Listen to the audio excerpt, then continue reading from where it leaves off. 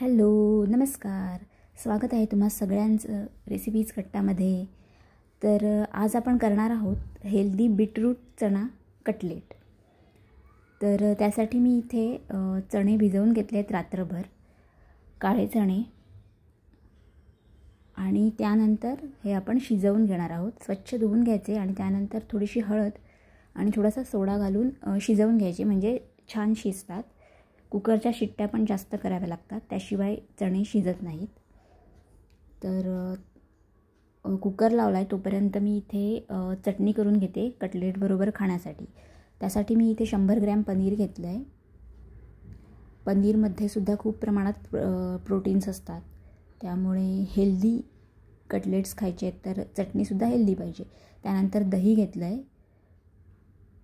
पूर्ण इन्ग्रेडियंट्स प्रोटीन्सयुक्त आहेत. त्यानंतर 1-2 लाल मिरच्या घ्यायच्या आणि काळं मीठ घालायचं. तुम्हाला आवडत नसेल तर तुम्ही साधं मीठ घातलं तरी पण चालेल. आणि त्यानंतर थोडंसं पाणी घालून किंवा पाणी न घालतासुद्धा वाटलं तरीही चालेल. तर ही बघा, आपली इथे पनीरची चटणी तयार आहे. आणि यात मी लसूणसुद्धा घातलेली आहे. तर चला तर मग आपण टिक्की बनवूया. तर आता जे शिजवलेले चणे आहेत ते आता मी स्मॅश करून घेते आहे. हे खूप छान शिजले आहेत चणे, तर ते आता आपण छान स्मॅश करून घेऊया. चण्यामध्ये खूप प्रोटीन्स असतं आणि बीटरूटमध्ये अँटीऑक्सिडंट्स असतात, त्यामुळे हे पौष्टिकच आहेत.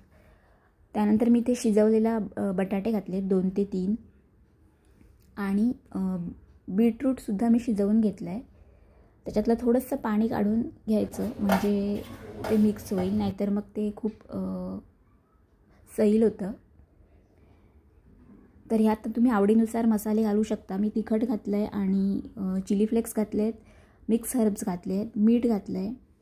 आणि तुम्हाला आवडत असेल तर तुम्ही लिंबाचा रस घातला तरीसुद्धा चालेल, किंवा चाट मसाला घातला तरीसुद्धा चालेल. मी इथे सगळे मसाले ॲड करून घेतलेत आणि धणाजिरा पावडरसुद्धा मी घातली आहे. आणि त्यानंतर हे छानपैकी मिक्स करून घ्यायचं आहे. चणा आणि बीटरूट दोन्हीमध्ये फायबर असतं भरपूर प्रमाणात, त्यामुळे जे आपल्या पचनासाठी खूप आवश्यक असतं आणि आतड्यांच्या आरोग्यासाठी सुद्धा चांगलं असतं. तर आता आपण याच्या टिक्कीज बनवून घेऊया. तर हे बघा, तुम्हाला आवडेल अशा शेपमध्ये तुम्ही टिक्कीज बनवून घेऊ शकता. मी इथे गोल आकारातच टिक्की बनवल्यात किंवा कटलेट्स बनवल्यात. हे बघा, आपले कटलेट्स रेडी आहेत. आपण आता हे फ्राय करून घेऊया.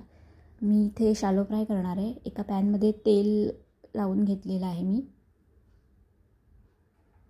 तर यात आपण आता कटलेट्स फ्राय करून घेऊया. वरूनसुद्धा थोडंसं तेल लावायचं कटलेटला आणि झाकण ठेवून थोडंसं शिजवून घ्यायचं.